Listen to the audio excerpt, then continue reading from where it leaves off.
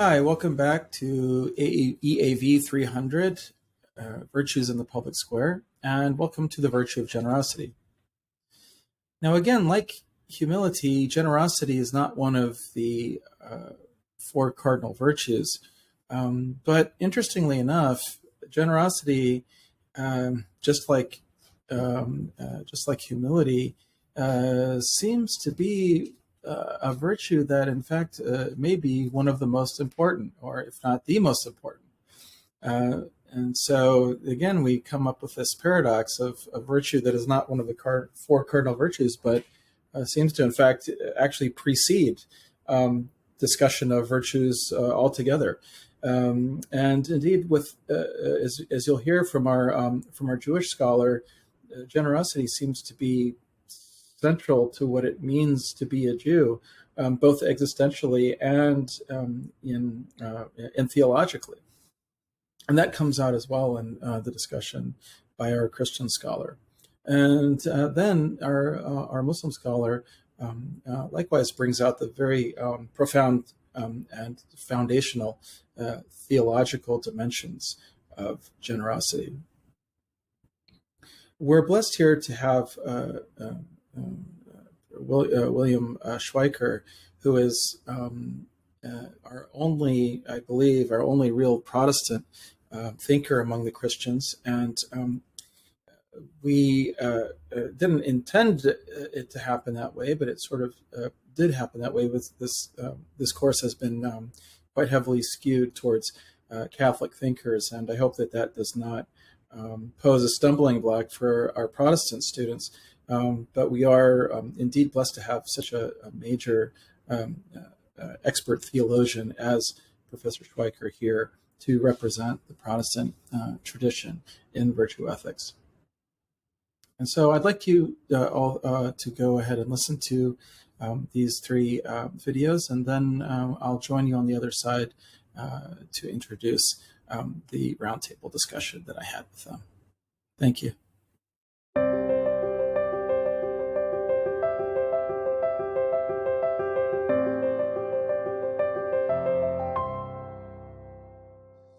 It's always difficult to transfer concepts between different cultures.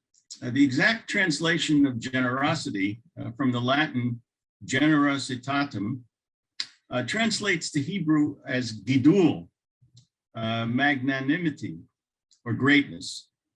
But the truth is that that term is relatively insignificant in Jewish philosophical, theological, or ethical tradition. Yet there are two cognate concepts that capture what we mean by the virtue of generosity. The two concepts are rachamim and chesed, and they're central to Jewish philosophy and ethics. Rachamim is the personality trait of having empathy and compassion with others. That is, feeling the situation, the pain, the dilemmas, and the needs of others. And chesed is the normative act. That is the behavioral expression of the virtue of rachamim. Chesed must be voluntary, and which gives it its virtuous moral valence. In Jewish philosophy, chesed is identified with autonomous behavior, that which is beyond law and compulsion. The Hebrew is lifnim mishurat hadin, beyond the letter of the law. Now, both of these concepts of rachamim and chesed are fundamentally theological. They're rooted in the Jewish understanding of God. They form the keys to the Jewish idea of human personhood and ethical behavior. The 12th century philosopher Maimonides offered the best conceptual definition of chesed. He translated chesed as haflagah, overflow. Now, contrary to Greek philosophy, in rabbinic theology, God is a rachaman, the being whose character demands connection with other beings. The Jewish God is a relational God, and this is why Judaism has a vital stake in creation. Creation is the voluntary overflow of God's being into otherness, that is, into the universe and into human beings. Now, we know that creation is metaphysically and perhaps cosmologically superfluous. It's not logically necessary. The universe could be eternal. There could be nothing instead of something. So creation of the cosmos is out of a divine free will and character. In Jewish theology, God needs to relate to others. In Abraham Heschel's famous words, God is in search of man. So for Jewish thought, the Greek ideal of solitude and absolute self-sufficiency is a moral defect. There is one thing that the Greek absolutely self-sufficient God could not be: a giver, and certainly not a generous giver. Therefore, creation in Jewish philosophy is a moral necessity. Now, critically, God creates human beings, b'tselem Elokim, in the imago Dei, in the image of God. Yet God has no physical form or image. And the Talmud deals with this metaphysical problem as follows, and I quote, Rav Simlai said, revelation begins with an act of chesed and ends with an act of chesed. And Rabbi Chama said, what does the verse mean? After the Lord your God you shall walk. That's in Deuteronomy chapter 13. Is it really possible for a person to follow the divine presence? So Rav Chama explains that the verse means that a person should follow the attributes of the Holy One, blessed be he. Quote, just as God clothes the naked, so you too must clothe the naked. This is a reference to a verse in Genesis chapter 3, where after Adam and Eve discover that they're naked, they look around and they find material to make out of which to make clothing. So God supplied the material, God clothed the naked. And secondly, just as the Holy One visits the sick, so we too, human beings, ought to visit the sick. This is a reference to a verse in Genesis 18, where the Lord appeared to Abraham after Abraham circumcised himself at age 90. So he's recovering from the surgery, and suddenly God shows up. So the rabbi inferred that God shows up to visit the sick Abraham.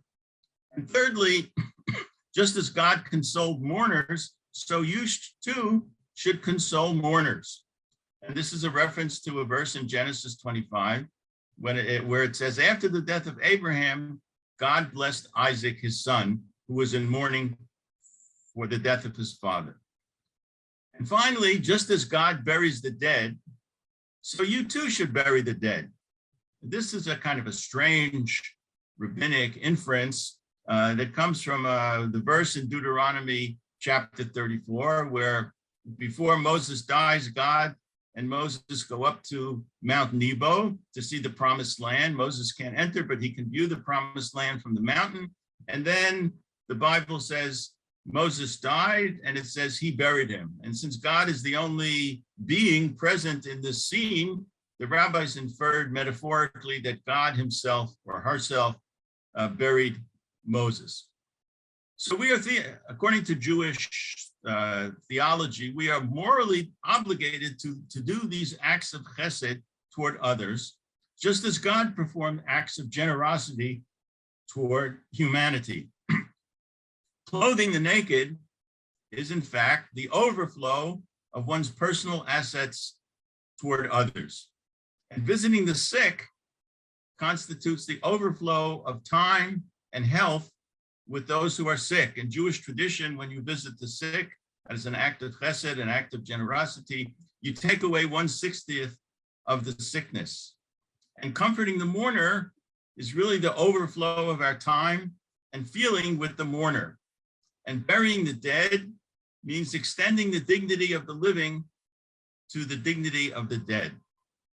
And creation is the ultimate generosity. It's the overflow of one's being to others.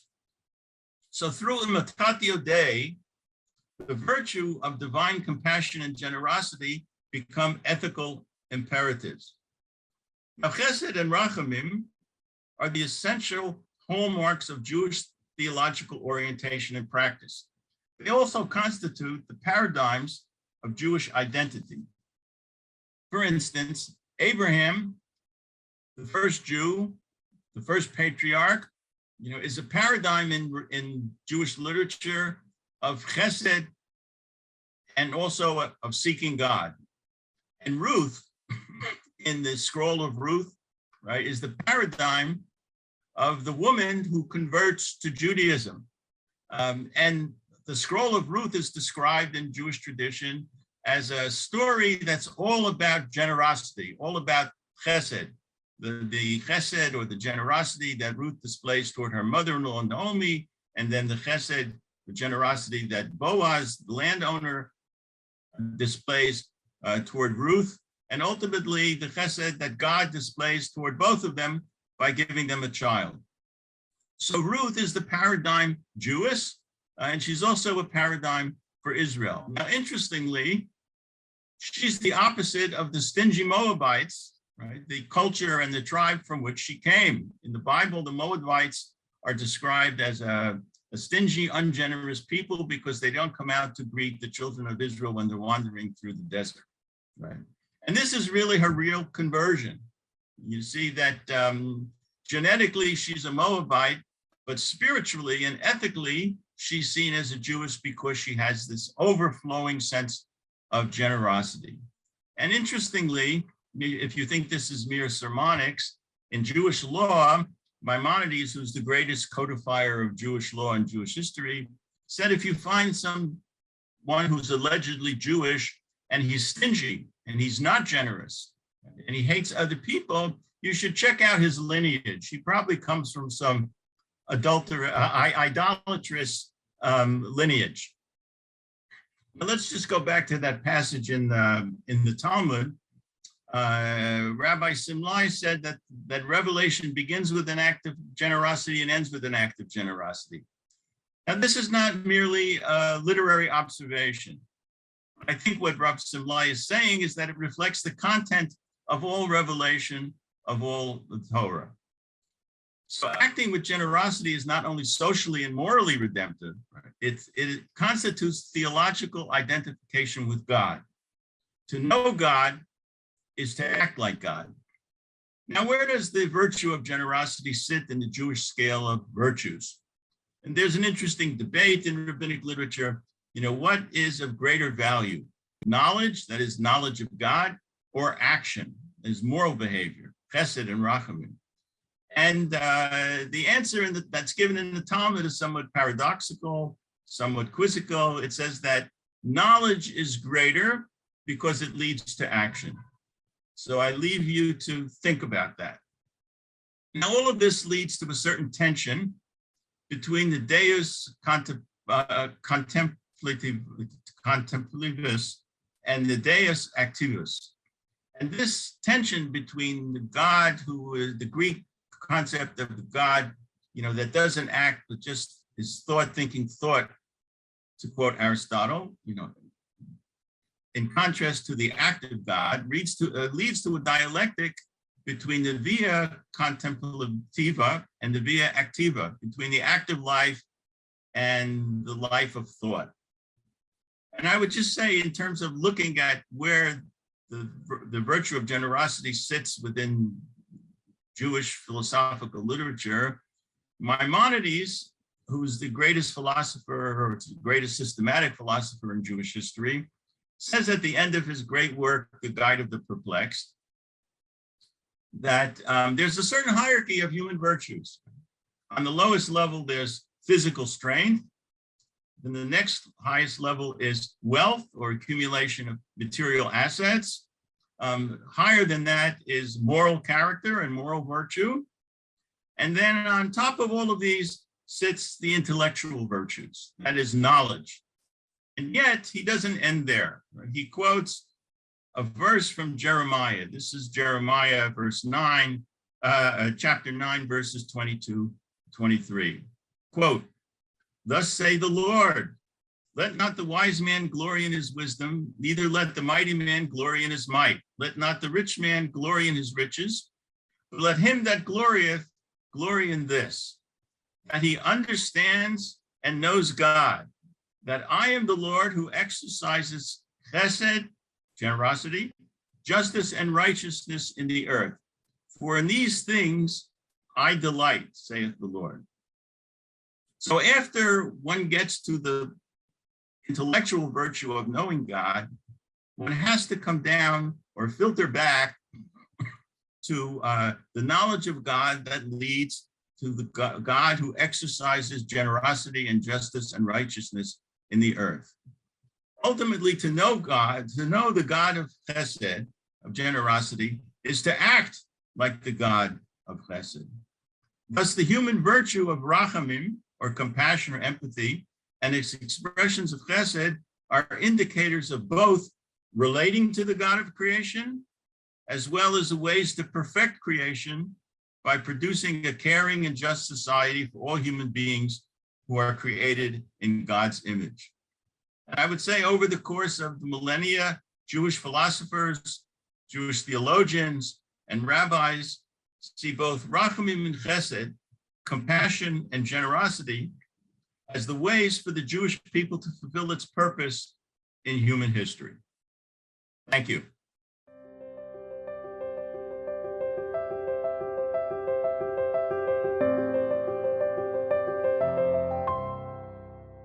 Well, I want to thank everyone for being here today, but I must begin by noting that the topic of virtue is not the only discourse within the wheelhouse of Christian ethics.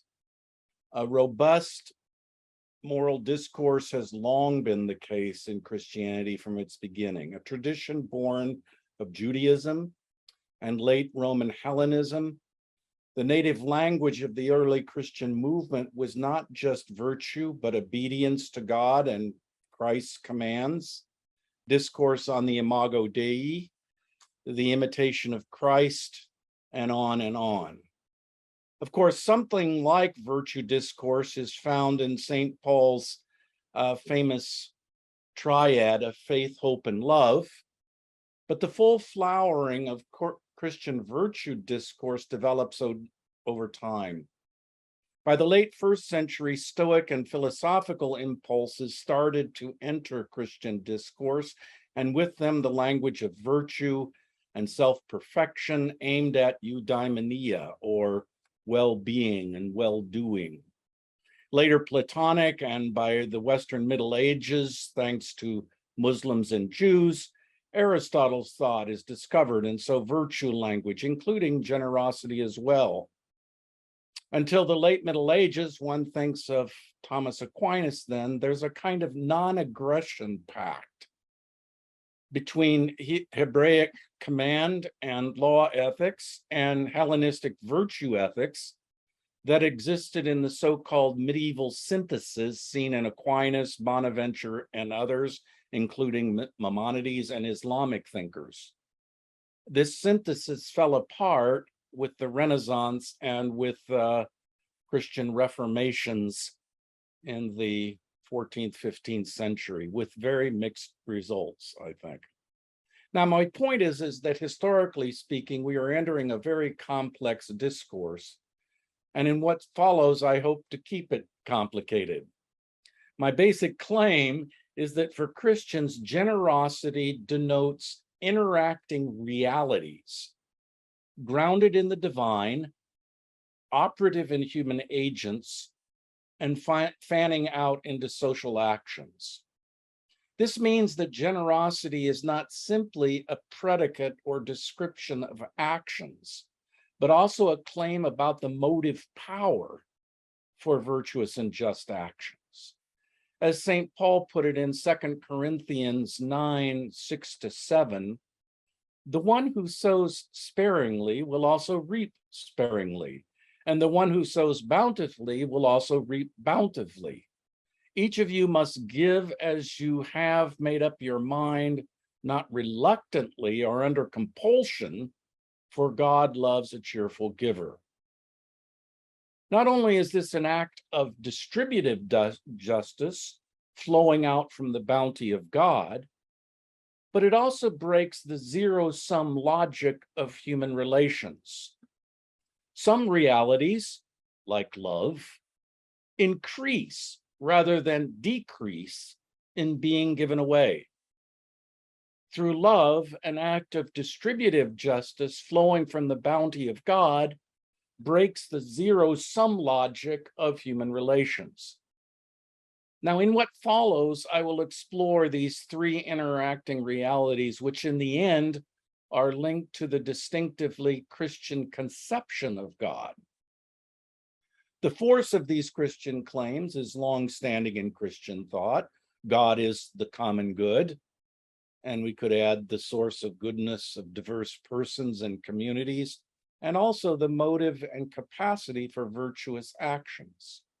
And humans can share in the common because they are creations of God. However one conceives of that notion of creation. So let's begin with the source of thinking about the realities of generosity, and then move towards virtue and its social meaning. So the divine source of generosity. For a central strand in Christian thought flowing from the Johannine school, the Gospel of John and those who follow him, the being of God is love, in God's self, in God's creation, and in relation to reality. God is the fons bonorum, the fountain of goodness, overflowing itself and creating the diversity of reality, as even John Calvin could put it. Creation is not necessitated of God because it flows from God's being as love. And this is true of the Godhead as well. St. Augustine in De Trinitate held that love is the bond between the three persons of the Trinity.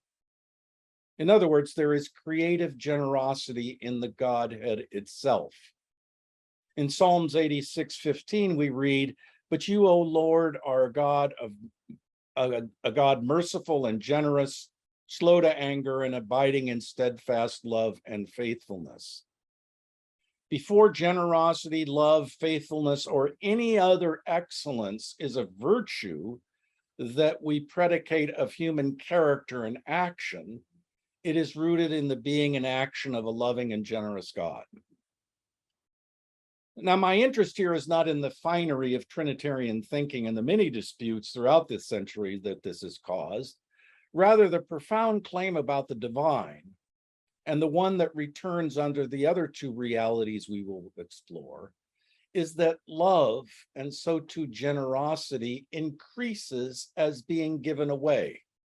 This is not a zero-sum logic, where giving is somehow losing, but rather the logic of creation and self-giving. Scripturally, this is seen in that divine creation is not through warfare, as it is in some other Near Eastern and Nordic myths. And it moves through increasing diversity and complexity, light and dark, animals and fish, to the dust creature, to Adam, who is to participate in the fecundity of creation through procreation as a blessing and the naming and ordering of things. This is why, for instance, in the Psalms, which is the prayer book of Israel and also the early church, we read in Psalm 112, good will come to those who are generous and lend freely, who conduct their affairs with justice, unquote. In other words, generosity is an imitation, a walking in the ways of God that express divine fecundity and giving of those excellencies that in human life become virtues. This is made somewhat drastically in the Gospels when Jesus teaches in the epitome of his teachings, the so-called Sermon on the Mount. But we read in Matthew 5:46, so that you may be children of your Father in heaven, for he makes the sun rise on the evil and on the good, and sends rain on the righteous and the unrighteous.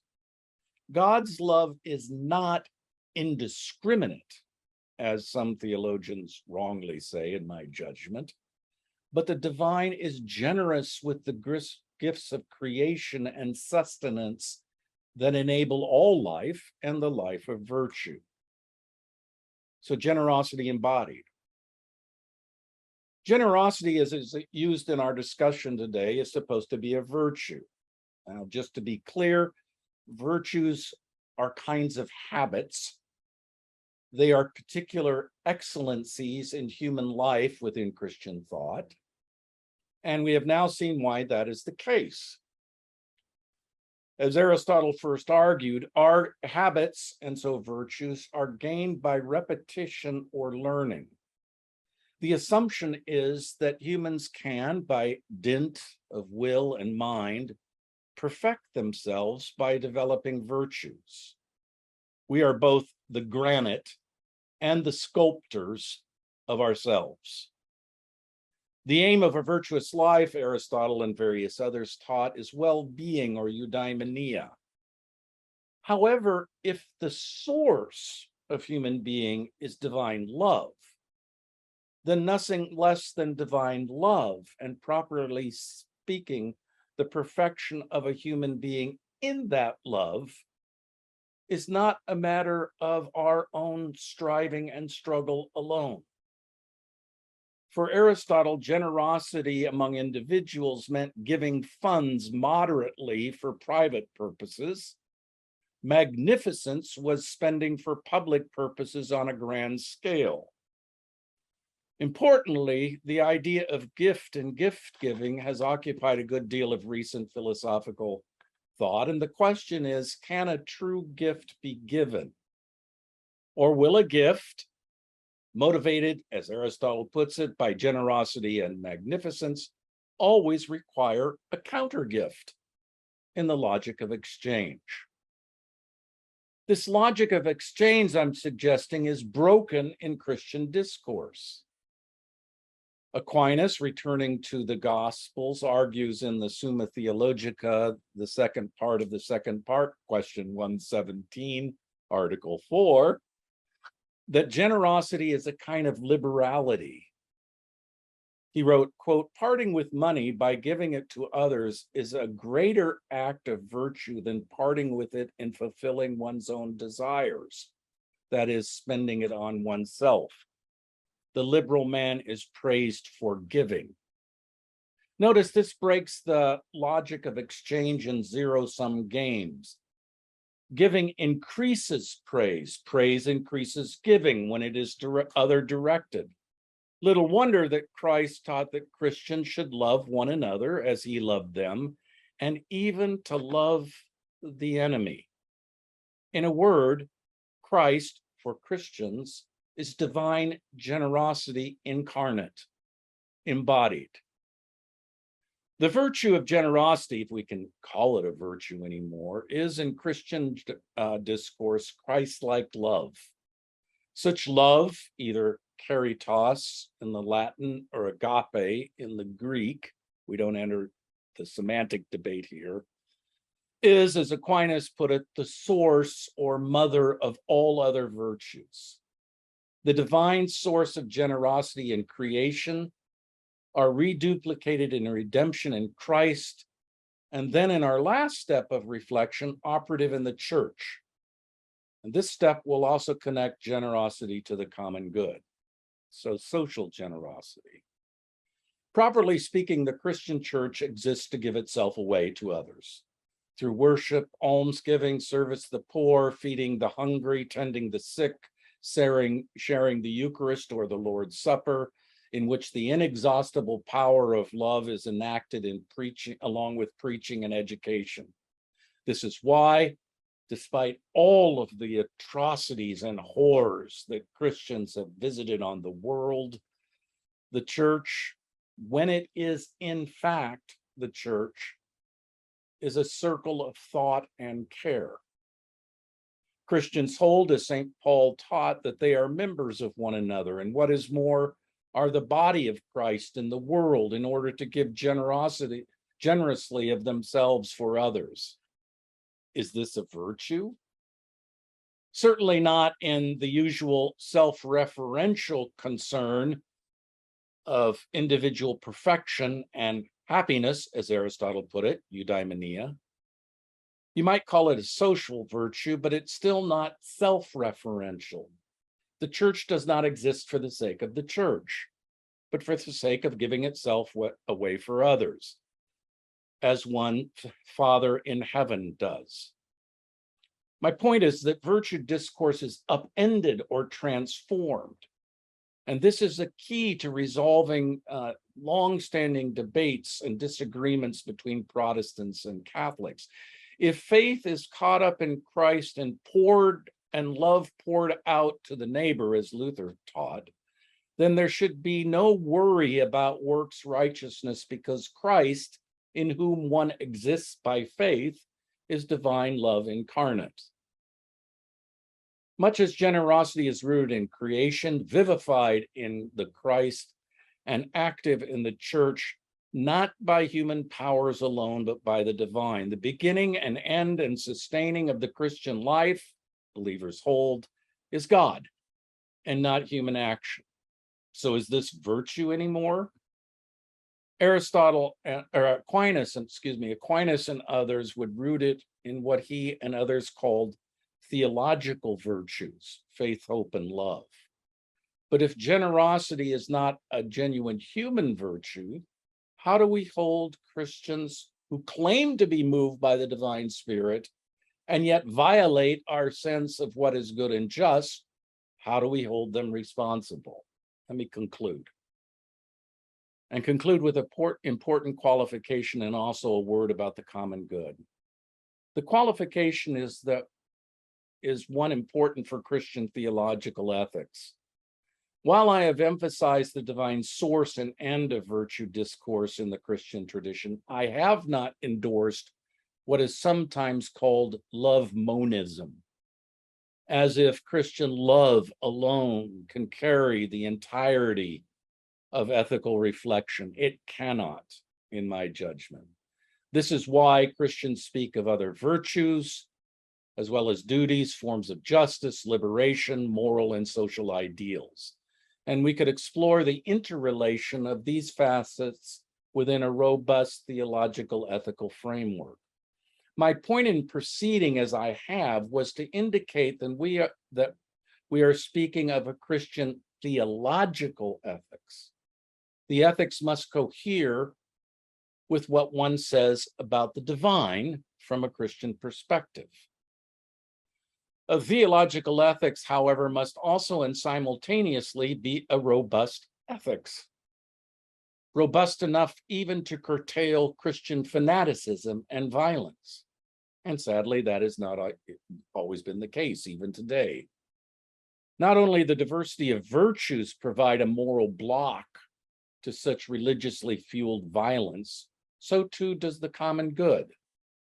And while Christians traditionally have held that God is the true common good, just as with the virtues, the concern is also with the common good. In this light, virtuous character and the common social good make peace and justice genuinely human norms to test and even reconstruct Christian claims that may have gone awry.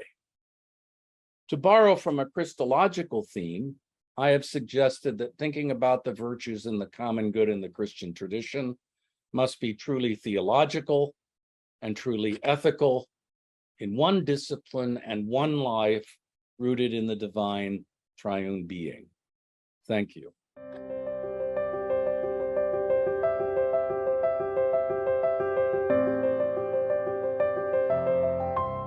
Islamic tradition. I would like to offer some broad thoughts on the virtue of generosity in the Quran, what Muslims consider to be God's verbatim word, as well as the hadith, prophetic sayings. And then I'll move to the virtue of generosity in the Sufi tradition and practical recommendations within the Sufi tradition for acquiring it. There are several Arabic words derived from Islamic scripture denoting generosity, the virtue of being liberal in giving. Generosity was one of the most prized virtues among the pre-Islamic Arabs and a recurring theme of their poetry, in which it is common to find lavish praise poured on the poet or his clan for their famed hospitality. The Quran affirms the preeminence of this virtue, and the very first revelation declares, اقرأ وربك الأكرم. Your Lord is the most generous, who taught by the pen, taught man what he knew not. The Quran and prophetic hadith contain numerous discussions and illustrations of the virtue of generosity. The Quran presents generosity as a balance between miserliness and extravagance. The verse reads, "Do not keep your hand chained to your neck, nor open it completely, lest you should end up condemned and destitute." The scriptural sources contain a myriad of terms that revolve around the concept of generosity, but differ subtly in their shades of meaning, including karam, meaning kindness or nobility, jud, meaning munificence, sakha, generosity, ithar, altruism or preferring others to oneself. The virtue is also institutionalized in the form of voluntary charity or sadaqah, as well as the obligatory alms tax, zakat. One of the most prominent theologians of the Islamic tradition affirms, this is Ghazali, affirms that of all types of generosity, the sharing of knowledge is the greatest, which again calls to mind the very first verses of the Quran to be revealed, where God's generosity is illustrated by how he, quote, taught man what he knew not. The supreme model of generosity is therefore that of the prophets, whose entire existence was devoted to sharing wisdom and guiding humankind to knowledge of their Creator. The prophetic model of the generous gift of life was embodied in the events of the conquest of Mecca, when the Prophet Muhammad at last had the pagan Meccans at his mercy, after enduring years of bitter conflict and persecution, but chose simply to free them, thereby manifesting a supreme example of mercy and generosity, one that was freely given and from a position of absolute strength.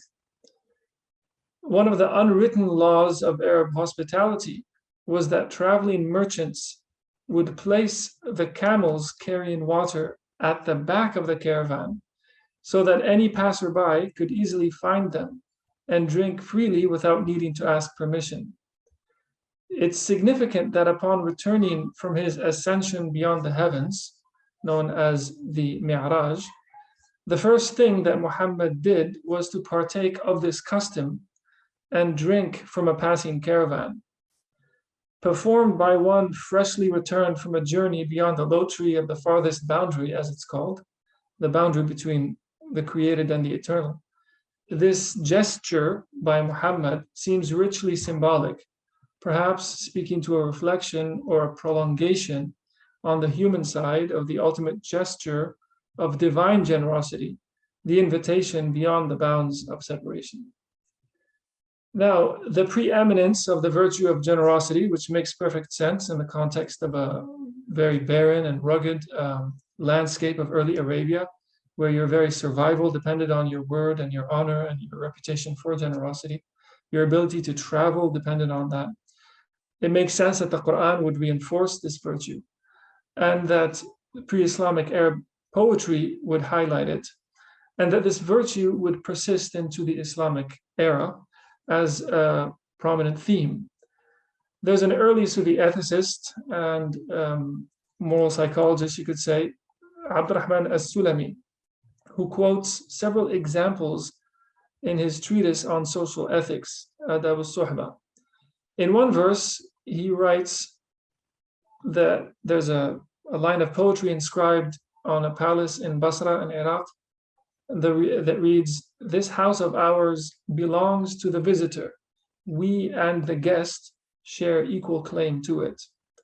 In another verse, the poet tells us that, quote, "Among us, the guest is so honored and free that one cannot tell host from guest." Later Sufis or Islamic mystics in the 11th century, such as Al-Qushayri, offer a three-step definition of generosity. The first step is ordinary generosity or sakha, meaning to give away a portion of one's property while saving some for oneself. The second is jud, munificence, the quality of being lavishly generous. And finally comes ithar, which means to give away one's bare minimum or to prefer others to oneself, even when one is suffering from shortage.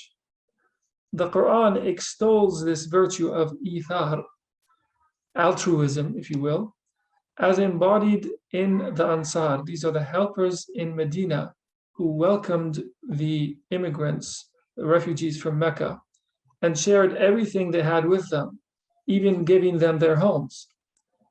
The verse in the Quran reads, "They find no desire in their hearts for what they were given." They here meaning the Ansar, the helpers who received the refugees, "but prefer others above themselves, though they be in poverty. Those who are shielded from their own selfishness, such are the prosperous." This is from Surah Al-Hashr. This Quranic definition of generosity as, quote, to be shielded from one's own selfishness is particularly interesting in how it depicts the virtue as a struggle against the base impulses of the self, which will predominate unless kept in check. In typical fashion, Al-Qushayri, this 11th, 12th century author of ours who discusses the virtue of generosity, supplies us with inspiring vignettes of people who have embodied the virtue of generosity to its fullest extent. For instance, we read of donors weeping, not because they parted with their money, but because they failed to recognize the need in the recipients until they had made it known to them, thereby failing to live up to the Quranic ideal of, and I quote again, "The ignorant man would think them rich because of their restraint. You shall know them by their mark. They do not beg people importunately." This verse illustrates here the importance of generosity, that generosity doesn't mean only material giving, but also doing one's utmost to preserve the dignity of others. In Mizanul Amal, the balance of action, this is a very famous text on ethics by Ghazali, another great 12th century Persian theologian and Sufi that I mentioned earlier. He describes the virtue as a middle point between extremes. Generosity lies between miserliness and extravagance. Courage lies between cowardice and recklessness, and so on. And as when I started the presentation, I discussed how the Quranic affirmation of generosity also discusses generosity as a middle between these two extremes. And this is following Aristotle and the Nicomachean Ethics, which was greatly influential on Muslim thought. But Ghazali affirms the essential Quranic nature of the perspective by reference to the key concept of the straight path, as-sirat al-mustaqim. The Quran declares that we've made you a middle community, and the Prophet says, the best of things are the middle ones. Al-Ghazali evokes other significant meanings of sirat, or the path, as this bridge or a balance. And so the idea of balance is, of course, inspired by Greek thought, but also found within the Quranic text itself. When it comes to the cultivation of this balance between extremes, of the virtue of generosity specifically, the practical dimension is perhaps one of the more straightforward of the virtues, at least outwardly speaking. All it takes, as Ghazali affirms, is to habituate oneself to giving to others.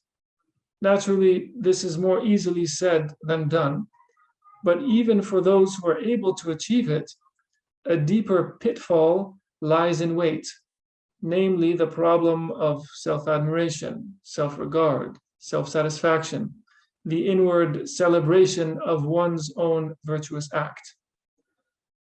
One of the ethicists that I'm exploring, a Malagan Sufi a Sufi from Malaga called Ibn al-Mar'a, reflects on the compromised nature of each virtue from the perspective of mainstream Asharite Islamic theology. For the latter, for Ibn al-Mar'a, each virtue is compromised by some selfish interest of the soul. One who is grateful turns away from the benefactor and turns to the blessing. To be patient is to lack in joy of God's choice and decree. And love is the only virtue that you might, if you call it a virtue, that stands apart from virtues in this regard. And it would be no exaggeration to say that the central purpose of Islamic mysticism, Sufism, is to excise this self-admiration and to direct the soul toward God alone and no other. The Quran condemns the vice of men, a term that has no direct equivalent in English, but it means to make someone feel obligated or to remind another of the favor one has done for them. And this spoils an act of generosity by making the recipient aware of their indebtedness to the donor. And so the Quran likens this kind of compromised generosity to, quote, a smooth rock on which is soil. A downpour strikes it and leaves it bare. It doesn't contain, it's not a place where you can really plant a garden or fruits, because the rain and anything that might compromise the topsoil can leave it bare. So generosity, like other virtues, can only be perfected by the purification of the soul, so that all things within the human being turn toward, quote, the face of God. And partaking in God's qualities to the extent that is humanly possible, thus requires really a shift in how we view ourselves and experience the world beyond mine, thine dualism, beyond either or binary.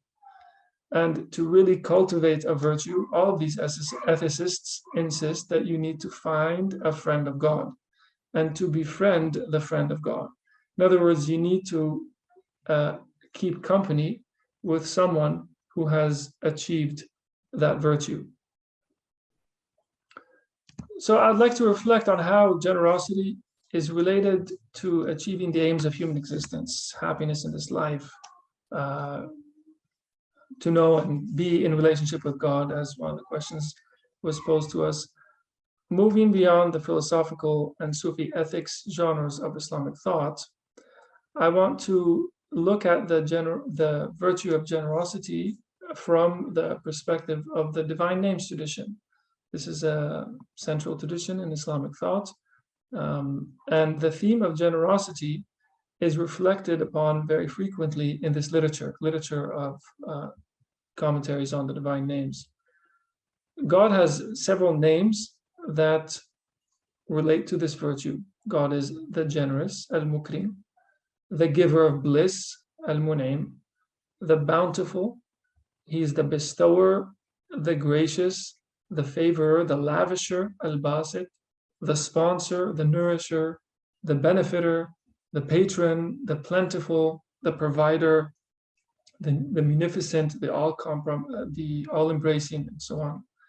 And so the response to recognizing God's generosity is human gratitude and thankfulness, but that virtue itself corresponds to a set of divine names as well. You might say that the response to experiencing the properties of the divine name, the generous, is to be a disclosure site or a locus for other names of God, like the thankful, so that God may manifest the name the hearing in hearing his own expression of thankfulness to himself through the human being as a locus of disclosure of God's qualities.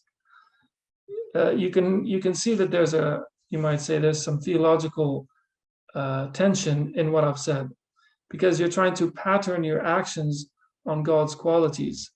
And to do so, you move toward a unitive vision of things, because God's qualities and acts are not entirely separable from his essence.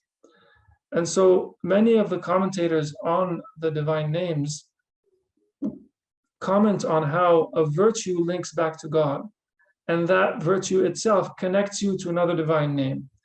And so it's really a question of aligning oneself with various names, so that one becomes as they put it, a locus of, or a disclosure site, a place where a name can manifest. So a virtue like generosity is rooted in the divine. And to draw lessons for human comportment from God, from his names, is to, quote, characterize oneself by God's character traits. تخلق بأخلاق الله. And so a human virtue, such as generosity, is rooted in not just one, but a plurality of names that function at different levels. These names, if love is the, you might say, at the core of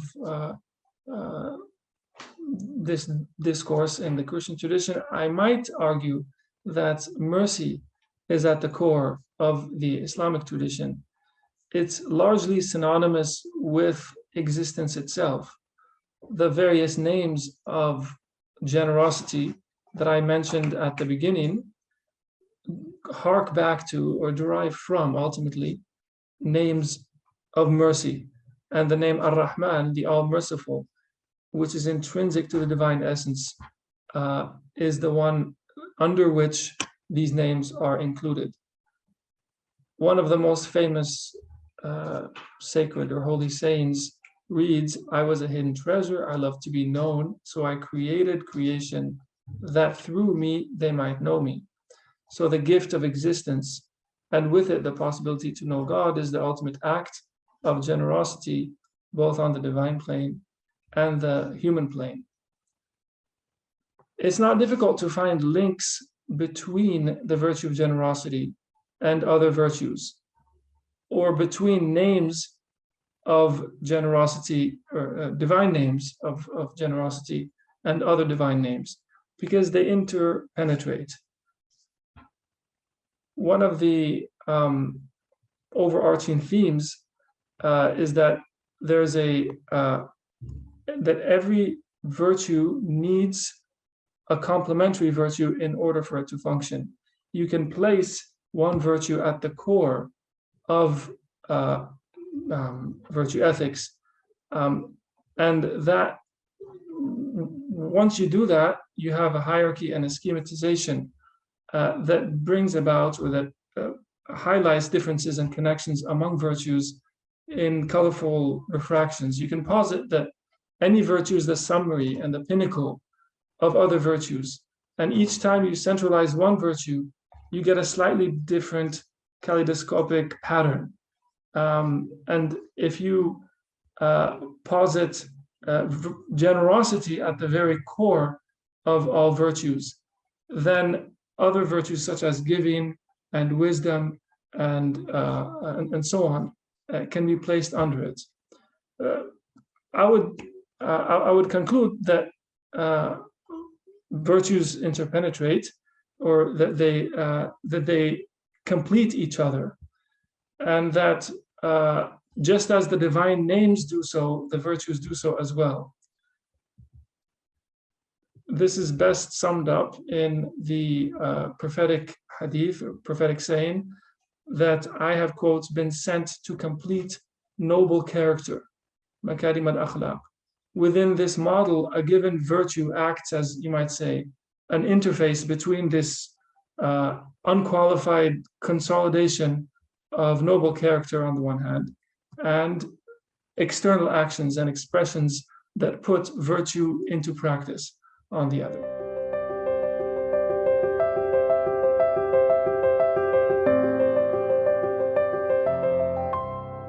Thank you all so much for that those beautiful presentations, and we're going to try to unpack what we can here.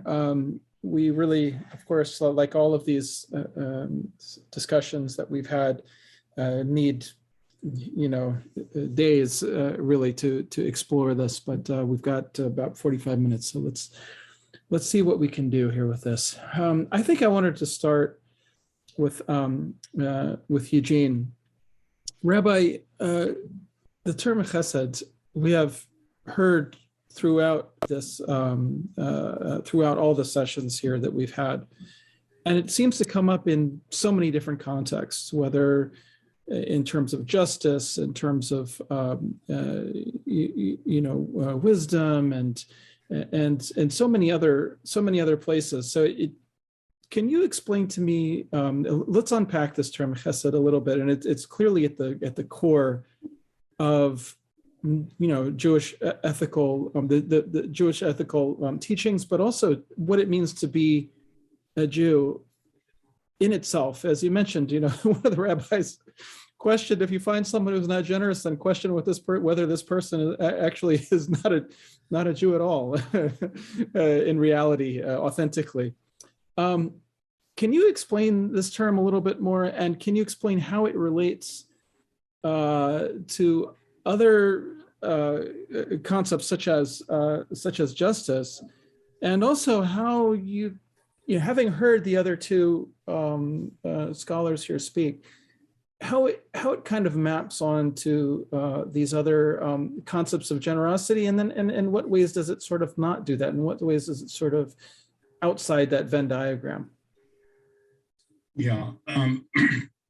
Well, first, let me see if I can do a little conceptual clarification here about chesed. I'd like to distinguish between chesed, which is kind of voluntary overflow, as I presented it, in contradistinction to, let's say, tzedakah, which you have mentioned. In Jewish tradition, tzedakah is an obligation that one must perform. It's like a tax. I think that if one pays a lot of millions of dollars to the Internal Revenue on April 15th, one wouldn't call such a person a generous person, right? He's just fulfilling what he must do. He's not doing it out of his character. He's doing it out of a sense of external legal compulsion. And that's really what tzedakah is in Jewish tradition. It's not charity, it's fulfilling an obligation, as opposed to this notion of chesed, which is a voluntary reaching out and helping another, right, that wells up from personality trait or the personality virtue of rachamim, which is empathy or compassion for the other person. And I think that's really critical. I didn't use the term love. Bill used the term love, but I think it maps very, very closely onto what Bill was saying. I mean, the whole portrayal of God as the creator of the universe as being, in Hebrew would be a Baal Chesed, a master of generosity, one could say, it's an act of love. It's an act of reaching out in concern and giving existence to something outside of oneself. So I think it does map very, very closely to what Bill said. Jews tend to avoid love language. That's a really bad problem we have to get over, because love was kind of appropriated very, very explicitly by Christian tradition, and therefore Jews kind of wanted to distance themselves from the Christian tradition, unfortunately, because of historical reasons, not really for theological reasons or for moral reasons. But really, I would think that it is a synonym could be love. A synonym could be love in that regard. And I think it does map really into some of the things that Yousef also said, that is, when one pays taxes, it's not necessarily because you care about the United States government or how the United States government is going to disperse the tax revenues. It's really an act of generosity or an act of chesed really is an act of denial of the selfishness, right? The selfish person is the one who wants to hoard his own assets. The generous person is the one who wants to give away his assets. So I think it really does map, it corresponds to the insights that Yousef has given us also. And I would say it shouldn't surprise any of us that we've hit on common fundamental truths here, because if the doctrine that God created all human beings in the image of God, and in the image of God means to have a certain moral sensibility or a certain virtuous character, right, then it makes a lot of sense, right, for all the religious traditions who think deeply about these things to wind up either in the same place or very close to each other. So in a certain sense, this is, I don't want to paper over the differences, but in a certain sense, we're all arriving, at the same fundamental human moral truths. Soren Kierkegaard once said that there are many ways to tell a lie, but there's one way to tell the truth, right? So the fact that we've, so much of the things that the three of us have said kind of overlap, I think is a wonderful indication that we've hit upon some truth here. Well, so you've actually sparked. I hope, is everything okay? I'm hearing sirens and stuff. I hope there's no no one is in any trouble or anything. So to reflect on that for a second. So Yousef, you mentioned something along the lines of ways that generosity can be ruined.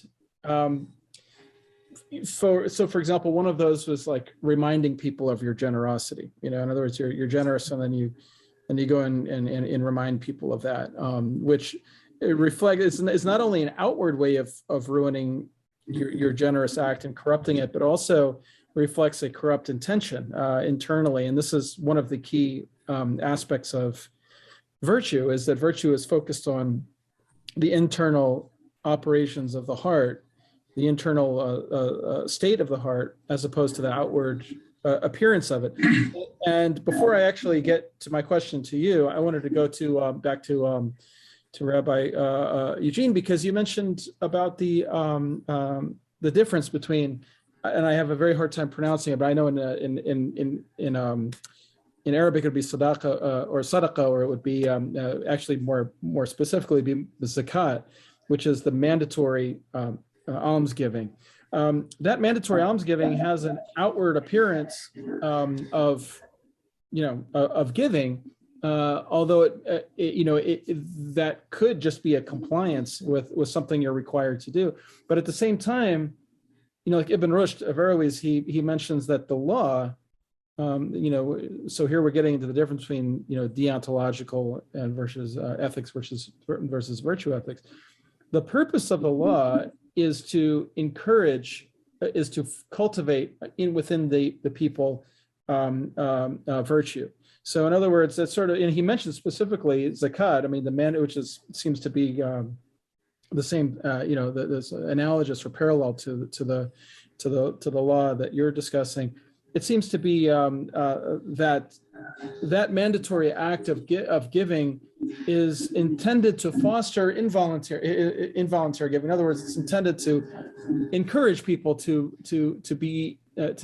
make it easier for them to part with their wealth, so that when it comes to giving that is not mandatory, that they'll be more encouraged to do it.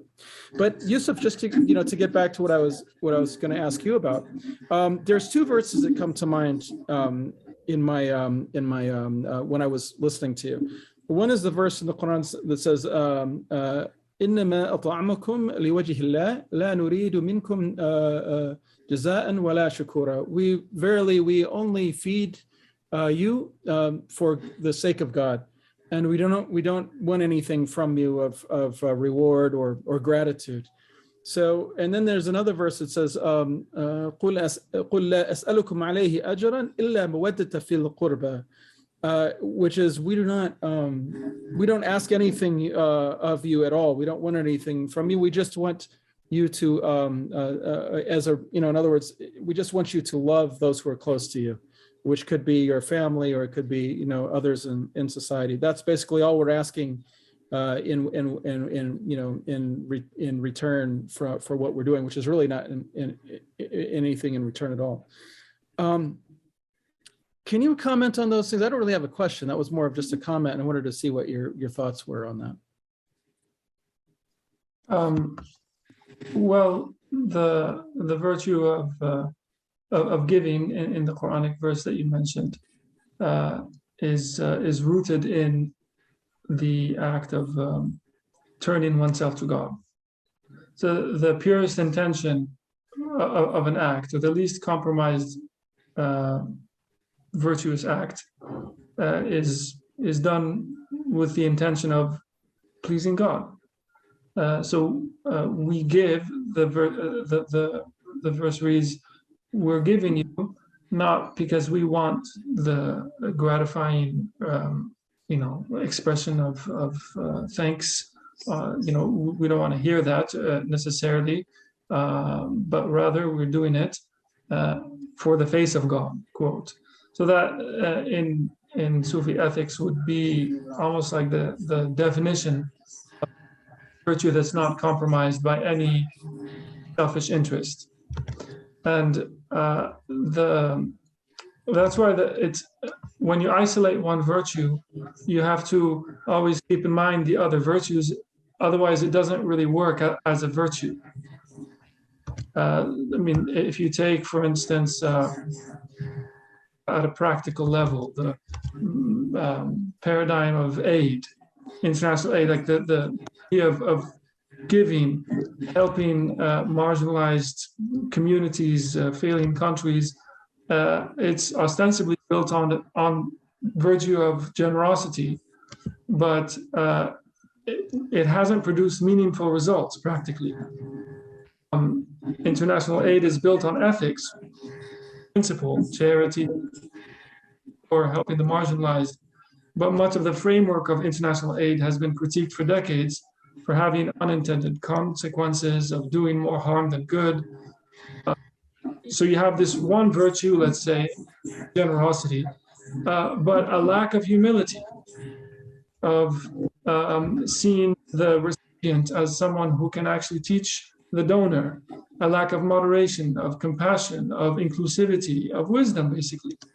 And so the virtues are interconnected, otherwise they simply don't function. And from an Islamic perspective, they're interconnected because they're rooted in God. Hence, liwajhillah, we give, donate for the sake of God. And the best way of all of that outside of strictly religious paradigm is to look at cardinal virtues or the mother virtues, how they sort of relate to each other. Since antiquity, philosophers and theologians have spoken of the cardinal virtues of wisdom, courage, temperance, and justice. And these so-called mother virtues, as Ghazali calls them, they embody all the other virtues and they work together. So the example I gave of like failed decades of international aid in Afghanistan or something like that, or just at an individual level, failed acts of generosity. If you walk in arrogantly and give someone $100 or something, it's not going to generate much, after that. It's not going to be a very fulfilling experience for the giver or the receiver, because it's just, you might say it's a compromised virtue. It's a virtue that's not functioning in sync with others. And so each mother virtue here functions in relation to one of the faculties of the soul. Wisdom, the virtue of the intellect. Courage is the virtue of irascibility. Temperance, the virtue of the appetite. Justice is the occurrence of these faculties in proper order, through which all things are made complete. So the Qur'anic verse that you mentioned, to my mind, it sort of encapsulates what it means to act virtuously in the general sense, and specifically giving for the sake of God is the way to embody that virtue without compromising it. And this idea of mother virtues or the cardinal virtues, I think explains how they're all interconnected without necessarily, bringing the divine into the equation. Yeah, and in fact, this actually there also seems to be a lack of wisdom in with the generosity there. So like you said, they go and dump go and dump a whole bunch of surplus wheat that's being grown in American farms, and farmers are being paid not to, not to sell it on the market, and then that wheat drives down prices in Ethiopia or something, and Hence, every virtue is, yeah, you can't separate it really from other virtues. yeah. Like, to really say someone is generous, I would. They've also worked on other virtues in concert with. This reminds me of something that Bill said, which is relating generosity to distributive justice. We had our, in our panel on discussion on justice, we didn't actually get too much into the differences between the different types of justice, but in terms of distributive justice, or that is, Bill, can you explain what you meant by distributive justice and the difference between these two? Not that we're going to, open the virtue of justice, but because this is so closely related to generosity, I think we should unpack that and talk about how generosity is related to it. First, an observation on our discussion. I think each of us have enacted, in the way we've carried our work on, distinctive traits of thought and patterns of thinking within the tradition.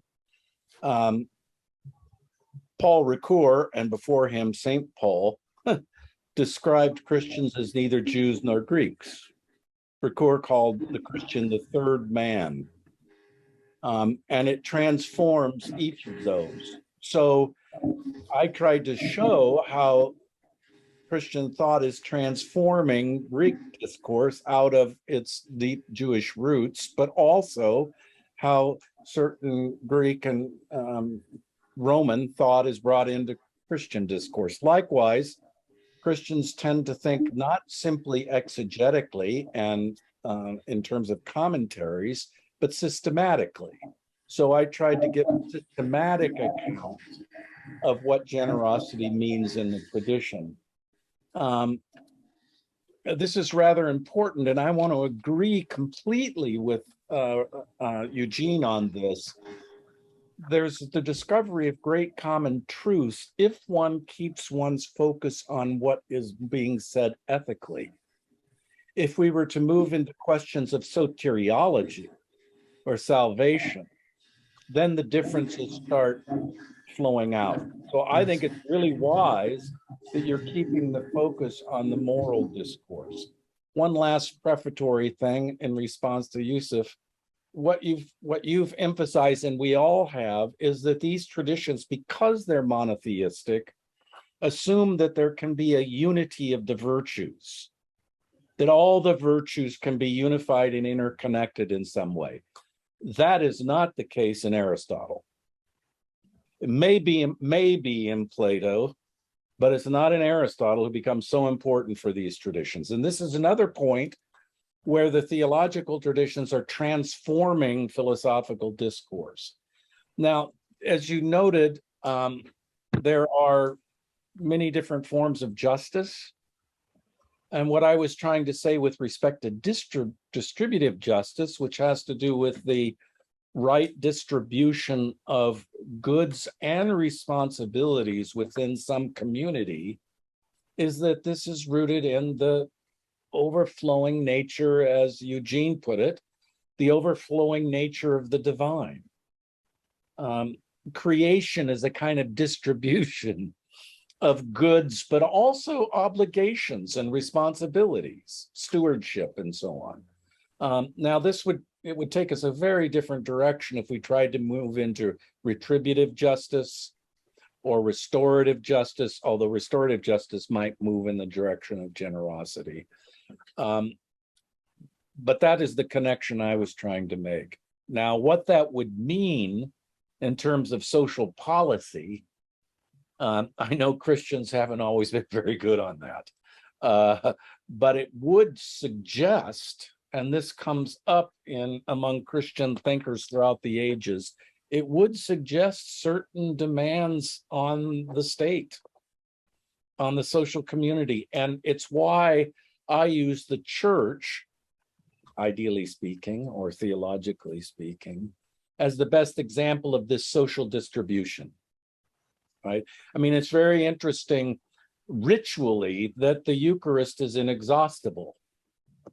It can be repeated all over the planet every day, it is, and the distribution of divine grace and love is not exhausted, and it's increased. So I was trying to use the church as the primary social location, which it's always failed at, for this notion of distribution. Did that get what you're concerned? Yes, very much. And actually that leads to the next question, or the next point I wanted to probe you on, your intervention on is, you mentioned a very important point, that giving generosity is not a zero-sum game. And this seems to really go to the heart of many things that are, going wrong, or that we perceive as going wrong in our culture today, here in America. I wanted to make a couple comments on that, and then ask you to, maybe the others to explore this a little bit. But you said that for one of the points I want to make is there's a hadith. The Prophet said that no one is impoverished by charity. There's a couple points to that. A couple points to that or aspects of that. One is that there's another hadith. He says, "As-sadaqatul burhan." Charity is the proof, meaning the proof of faith. One of the reasons is that, of course, a person who is generous is for the sake of God is they're doing something that's very difficult, to part with what we have gained. I mean, this is really kind of the aim of human existence, is so much on one level, in our nature to is acquisitive, to acquire things, and so to give things away is sort of contrary in many ways to our nature on one level. So to give things away for some reason, why is for no discernible material reason, assuming that there isn't one, it would seem to be only driven by faith. But the other thing is that this idea of no one is impoverished by, another aspect of no one is impoverished by charity is that the Prophet said that whatever you give away actually materially actually comes back to you. In other words, if I give away a car, I'll get that back, or I'll get that in some other way in a material sense. So this is a kind of miracle, but that it has to be taken on faith, because it's sort of like taking cough medicine. It's like, well, did I stop coughing because I took the cough medicine, or would I have gotten better anyway without the cough medicine? You're kind of taking the cough medicine on faith there. Well, in the same sense, there's this principle in the prophetic teaching that that you're going to whatever you give away materially, actually you will not be impoverished by that. And if you find yourself poor, you would have been poor anyway, even if you had not given that away. So there's kind of an interesting thing there. But the other aspect of that is kind of the metaphysical, well, I don't want to say the metaphysical, but the kind of the common good. In other words, if I'm doing good to others, this is enriching the peaceful flourishing of the society that I live in. And so this kind of seems to be the antidote to utilitarian ethics, or at least kind of the idea that the greatest good lies in my own individual actualization. I mean, of course, self-actualization is not necessarily in conflict with what we're talking about, but this contemporary notion of as long as what I'm doing is good for me, then I can and it doesn't harm anyone else, then it's good. So I wanted to ask, and then I feel like I'm still missing something here. There's something even more like a metaphysical sense in which generosity is not a giving is not a zero-sum game, that it that there, I'm just kind of gesturing or trying to grasp at something that I think I'm still kind of missing. So could anyone jump in there, and I'd like to hear you three talk amongst yourselves, and I'm going to try to stop pontificating here. I don't think it was pontificating. I think you really critical, insights here. If I could just make two comments, one on this idea of true altruistic generosity without any expectation of reward or reciprocal benefit. Bill asked, is there such a thing as a true gift? Mm-hmm. That is a gift that's completely selfless, in which you do not expect any kind of benefit. We have that also in Jewish tradition. And I think what's going on here is that we have to somehow deal on two levels. One is on the empirical, practical level in terms of how people actually function. Very, very few people function on the motto that virtue is its own reward. Yes. People function because they want to get rewarded. Go to any university and look at the names on the buildings. People get and these people are, virtuous people on a certain level. They're very generous. They give lots of money, but they want payback. They want the fame. They want the recognition, etc. How many people give? How many people give completely anonymously? I think the proportion of anonymous people is really quite low, and that's the reasons I cited the example in my short presentation about burying the dead. If you give your neighbor $5 because he's in need today, there's always in the back of your mind this expectation, well, maybe I'll be in need tomorrow and give me $5. Yeah. But you can't have that expectation of the dead, right? When you bury the dead, the dead's back and do something good for you. So in Jewish tradition, it's known as a chesed shel emet, a true gift, to use Bill's language. It's a true gift. And that, in Yousef's sense, I guess it's a kind of denial of self-interest or a denial of self-benefit. So I think all of these traditions, they deal on a very practical level. How do you motivate people to be generous and to give? The answer is you have to give them some kind of benefit, tangible benefit. And such a person is a righteous person, at least according to Jewish tradition. But the highest form is to give anonymously, so that nobody knows that you gave, and you don't create indebtedness on behalf of the receiver. And that is really the godly act. That's the godly act in the sense that just as God created the universe not for the benefit of human beings, just out of his innate nature, to be godly, is to do this without any expectation of reward or reciprocal benefit. I'm here and note that. I just want to make a comment on the distributive justice piece. Truly, in Jewish tradition, generosity or chesed is counterposed with justice. Oh, I'm sorry. I think I accidentally muted you, Bill. Bill, I accidentally muted you. Was Eugene done? Was Eugene done? Well, yes, I wanted to talk about distributive justice, but if you want to pick up this point, I'll stop here. I think I accidentally muted someone. I'm not sure what I did here. This is my. I think it was me, but I'm willing to stop and if you want to proceed. No, that was an accident. Please continue. Yeah, just 2 points. Oh, I'm sorry, Eugene. Go ahead. I was going to pick up on virtue discourse rather than. So I would say, theologically within Jewish tradition, usually the notion of generosity is counterposed with the notion of justice. Justice is the strict application of fair law. And generosity is kind of the going beyond what the law requires. The law is simply, I keep what's mine and you keep what's yours, and there's no evil in that. Okay, but generosity is where I extend my assets or my time or my being into you.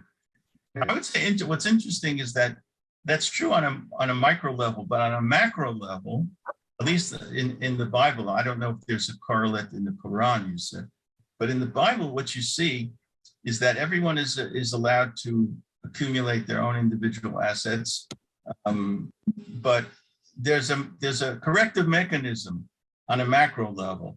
And the corrective mechanism is either in the sabbatical year or the Jubilee year in the 50th year. In other words, that's the point at which, people who are indebted and therefore have to endure servitude go free. So you're getting back to this is a sense of distributive justice, because you're going back to square one, you're going back to full equality. And that's the point at which, if you have to sell your land or your family plot in the 50th year, the land reverts automatically back to the original owner. So this is an attempt to kind of impose distributive justice or equality on a macro level, while at the same time understanding that people are motivated on a micro level by individual interests. Yeah, if I could just jump in on those 2 points, unless Yousef has something. I was going to note, I mean, I really think we have to emphasize the extent to which, over and against the kind of utilitarian thinking that drives much of this culture, that the religions and more adequate philosophical positions are interested in human motives. John Stuart Mill in Utilitarianism said, well, I'm not interested in what motivates you to do anything. We're just looking at the greatest good for the greatest number of relevant beings.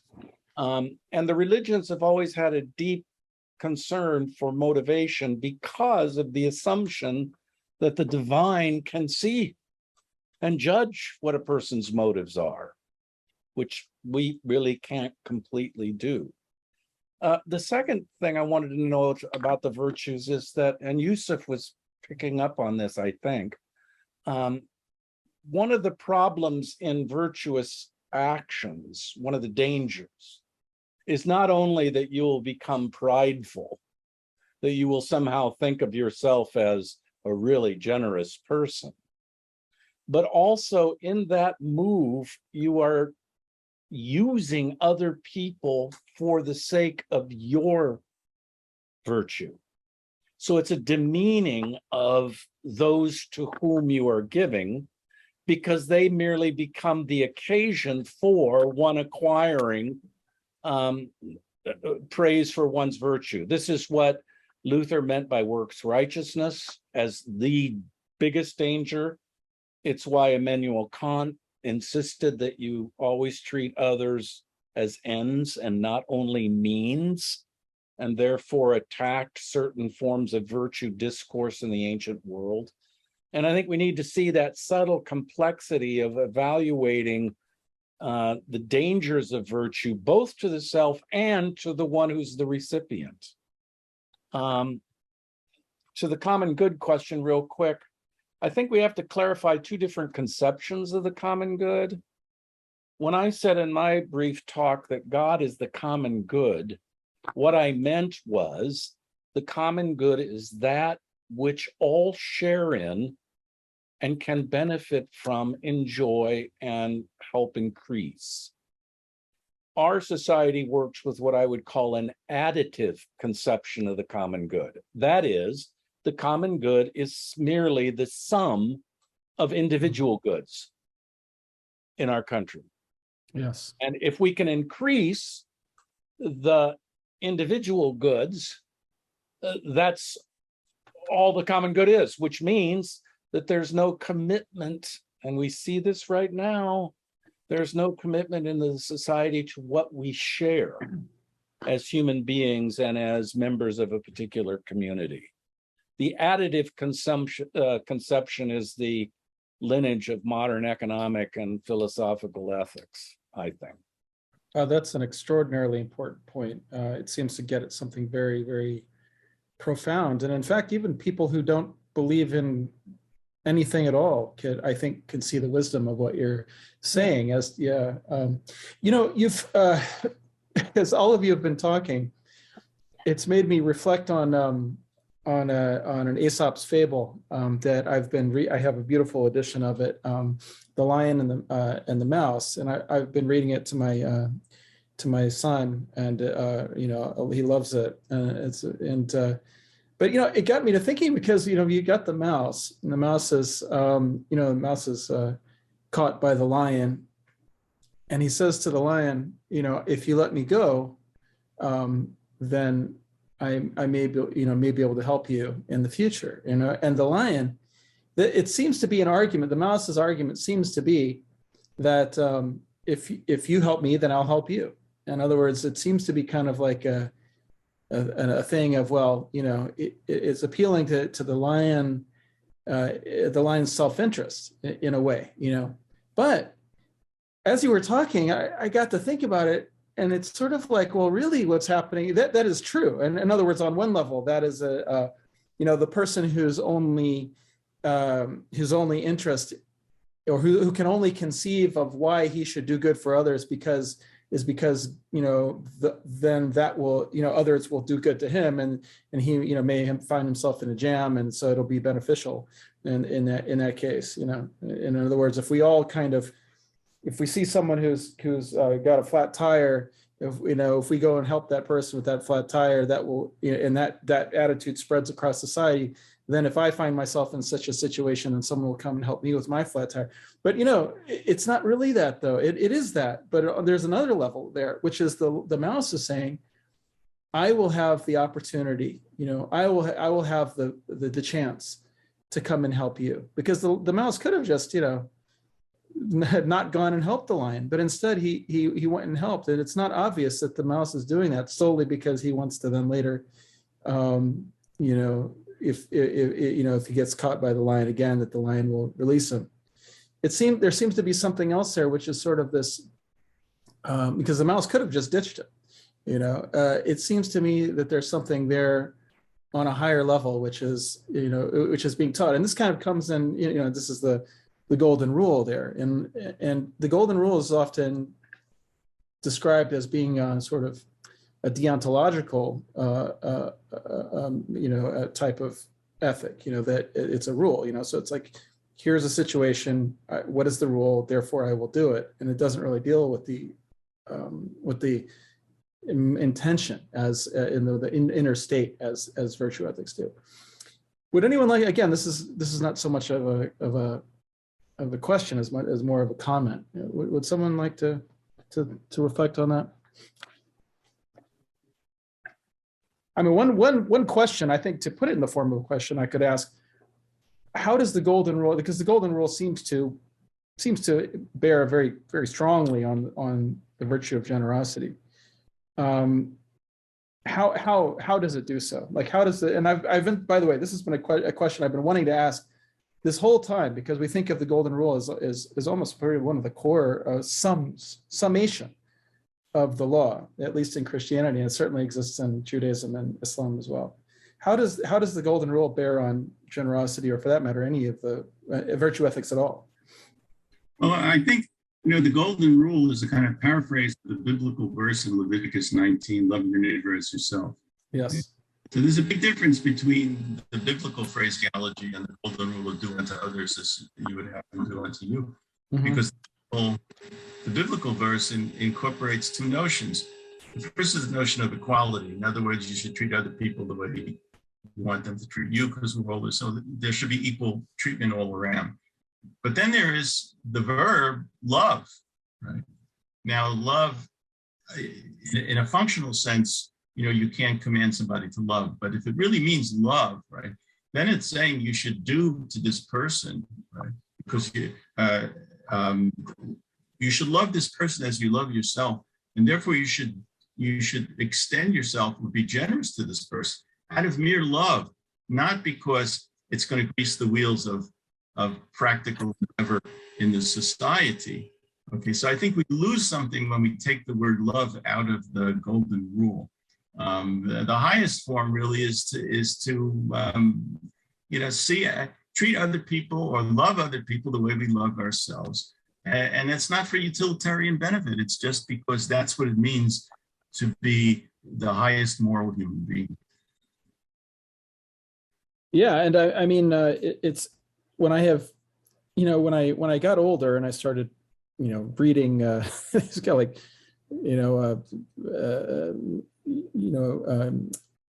people who were thought along, utilitarian type of readings. I mean, I grew up going to a Catholic schools most of my life, Catholic schools, and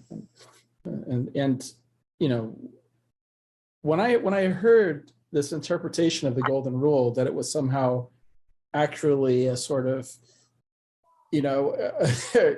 evolutionary adaptation of or something, and that it was entirely cynical. It seemed to have say it was kind of a loss of innocence, when I heard that, and so I feel like, because it's such a cold and it's empty understanding of morality and ethics. And I think that one of the things that we can do, and of course trying to do it with this conversation, at least in some small way, is to restore the content, of that, of not just the golden rule, but in a sense, generosity. I mean, for example, I don't know if anyone of you have read Camus' The Stranger, but I mean, it's such a brutal, cynical disemboweling, really, of the notion of ethics altogether. Where everything that is done that looks like it's being done for good is in fact being done in a very instrumental, cynical way, and that seems to be kind of, even though I think people who don't believe in God can see the beauty of what we're, in fact, the utility of what usefulness of having a non-utilitarian ethic. It seems like one of the responsibilities and duties upon people of faith is to restore this missing content to morality in our culture. Am I right? Well, if I could jump in for just a moment, I think what all of us are showing in different ways is that moral concepts are nested within other concepts, theoretical frameworks. This is Yousef's point about you got one virtue is going to lead you to another virtue is going to. So part of the issue here is to see how basic moral concepts, or what Eugene just said about love, become nested in larger chunks of thought, if I can put it that way. And that's what, in part, the religions are doing. Secondly, and I'll get to the golden rule in just a moment. Secondly, I think it's a really big mistake to try to plug these traditions into either deontology or virtue ethics or utilitarianism, because in fact, these traditions are so complex, they encompass all of those modes of thinking and others as well. This is why I said at the beginning of my remarks that a robust understanding of Christian theological ethics isn't just about virtue. So there's no reason to scorn law and obligation. In fact, law and obligation are pretty basic to these religious traditions. Last point is that, at least for moral theory, the golden rule is an instantiation of human equality and also reciprocity, that we owe others certain things, treated as equals, treated as other selves. And that can be motivated, as Eugene was saying, by wants, what we want, but also love, and so on. But the basic principle here, and you won't find this in Greek ethics, is human equality.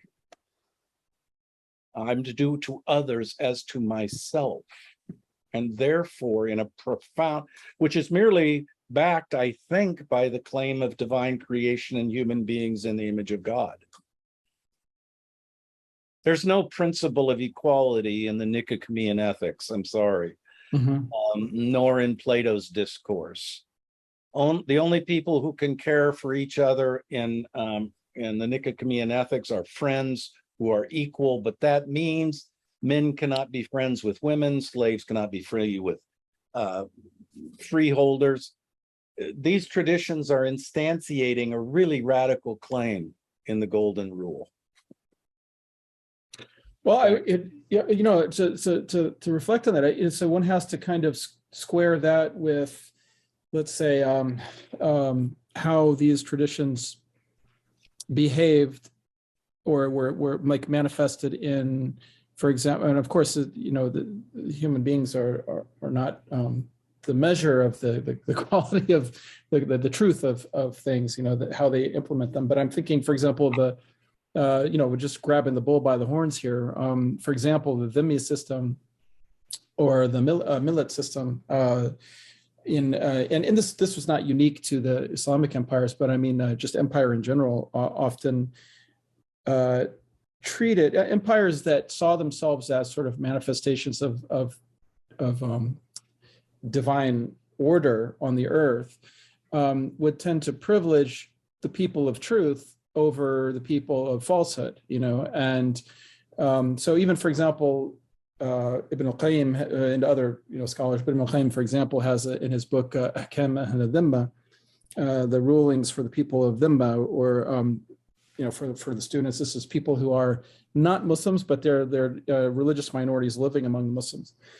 There's a whole set of sort of ways in which people who are not Muslim were treated as second-class citizens, and for a couple of reasons. One is that because Islam is the truth, then people who are people of falsehood should not be the falsehood should not be elevated to the equality of truth, so as not to confuse people, but also in the same sense that for example, with the Puritans, or that when they believed that they had a covenant with God, and that to allow falsehood to manifest would be sort of betraying that covenant, and would in fact threaten the very existence. It would threaten their covenant, and would threaten order itself.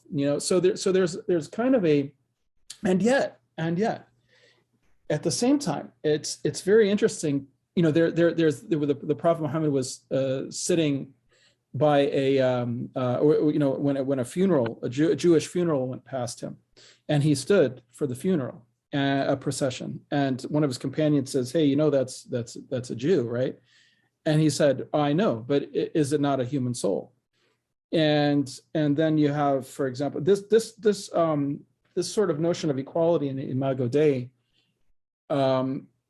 manifests over and over and over again, because it seems like you have a sort of legal, in a legal sense, there's a kind of inequality, and I'm not justifying that. I'm just sort of saying that was how they saw it. But also, even underlying that, nevertheless, there's still a notion of human dignity, where, for example, they gave the example of the funeral, but also in the question of abortion, Ibn Hazm in Spain says that after ensoulment, which is said in Islamic tradition happened in 120 days. Of course, many forbade it prior to that, but he himself thought that it was permissible before ensoulment.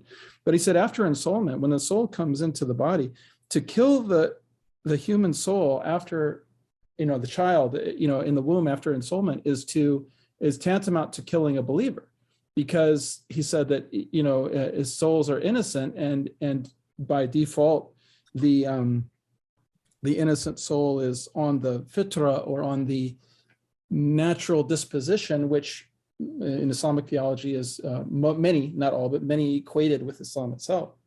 So that and he based a legal ruling on that. He said anyone who takes the life of an ensouled child, whether intentionally or unintentionally, you cannot pay money to as kafara, or as expiation for that, because there's no expiation for the intentional killing of a believer. So he said that's regardless whether you're talking about a Christian, and he specified. He said, well, it's a Christian woman, a Jewish woman, killing the baby in her womb is tantamount to killing a believer, because it's a believing soul. So I think I guess what I'm kind of, and this has been a theme throughout these, and I want to end it on this because we've been going for a while, but I want to get each of your all's takes on how does one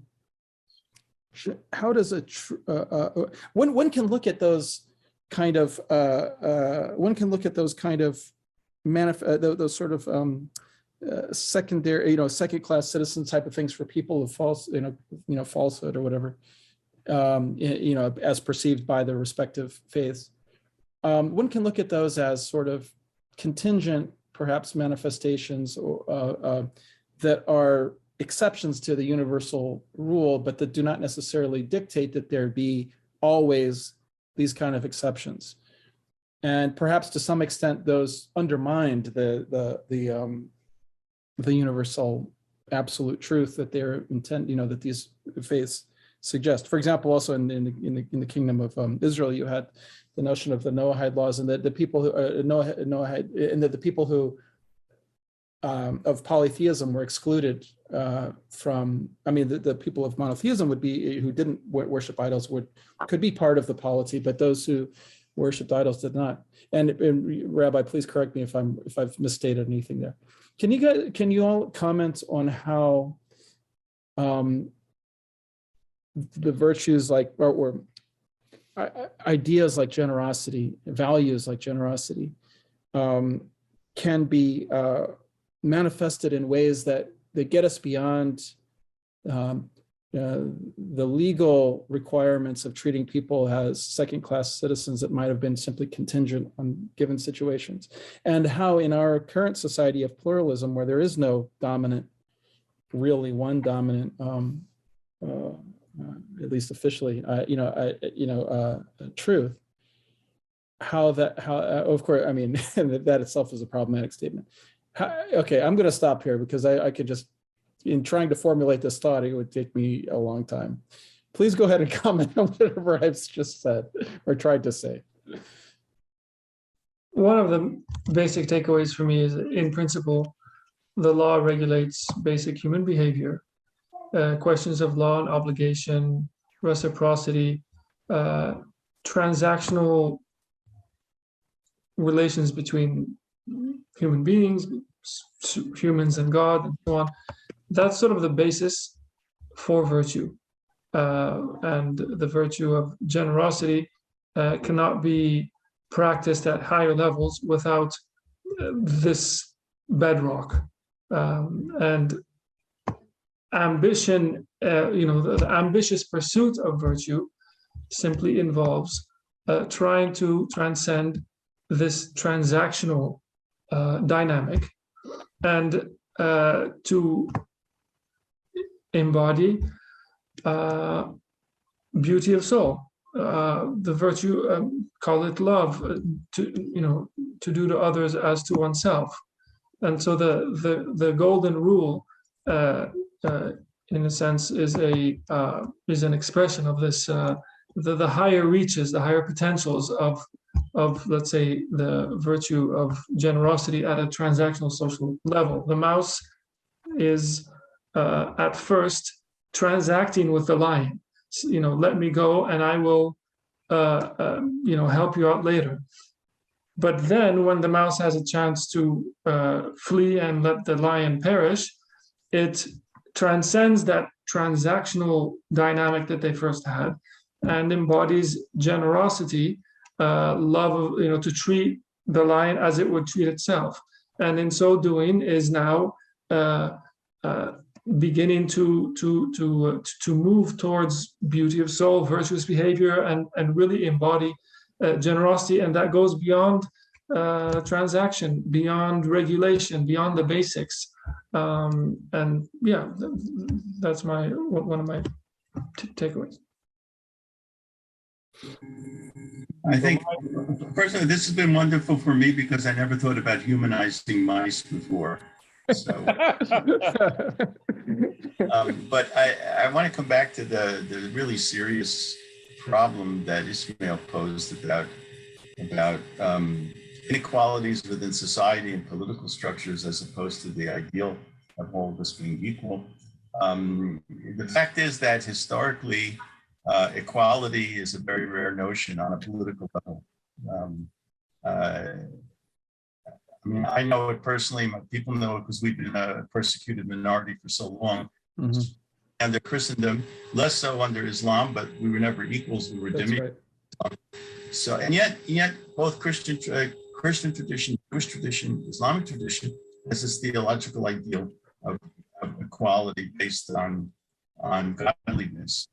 And it seems to me that the true function of religion and theology, is to try to influence the practical issues of society, to move toward these theological and moral ideals. It doesn't happen by itself, because the oil of society is run on economics and on reward and punishment.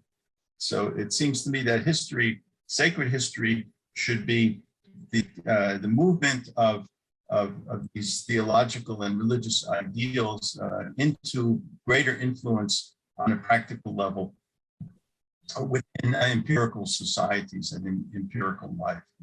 We have a long way to go, quite obviously.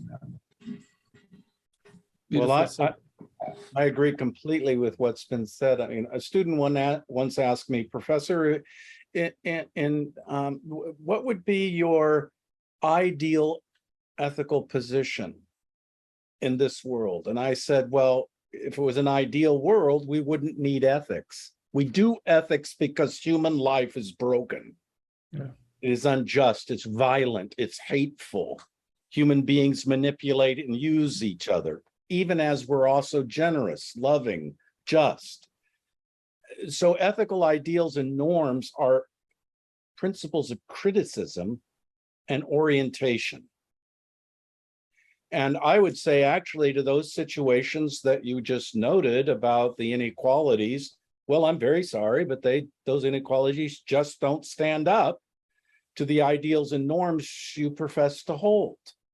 Mm-hmm. And I think that's one of the job of religious intellectuals and leaders in our age, is to have the guts to criticize our own traditions. Mm-hmm.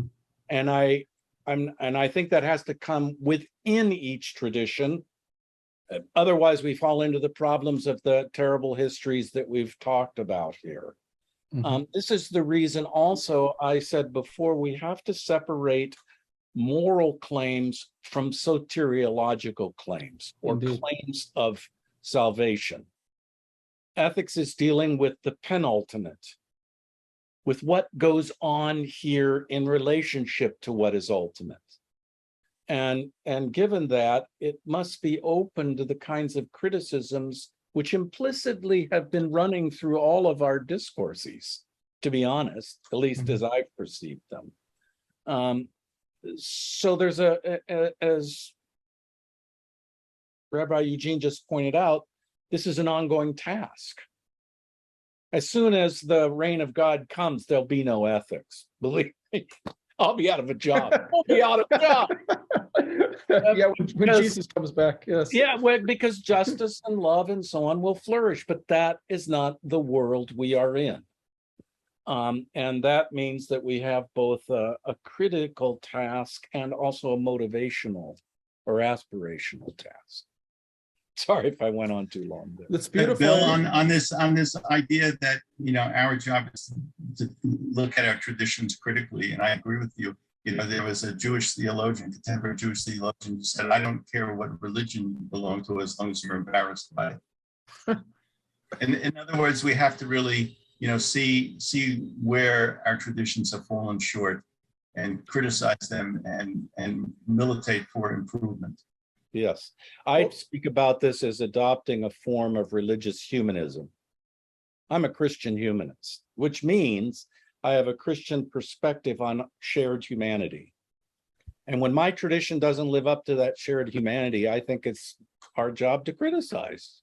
Well, in this conversation about generosity, we have seen that we need courage and humility in order to forge a friendship. so there's five, and wisdom too. And so I want to thank all of you for this conversation. It's been a real privilege to have been with you today and in all the other conversations. And I don't know about you, but I really feel that to be in the presence of ideas, it's really something very holy. It's feel to be in the presence of kind of holiness. And so as we depart from one another and go back to the mundane world. I want to thank all of you, and I'm very grateful for your time and insights today. Thank you. Thank you. Okay. Thank you, Gene.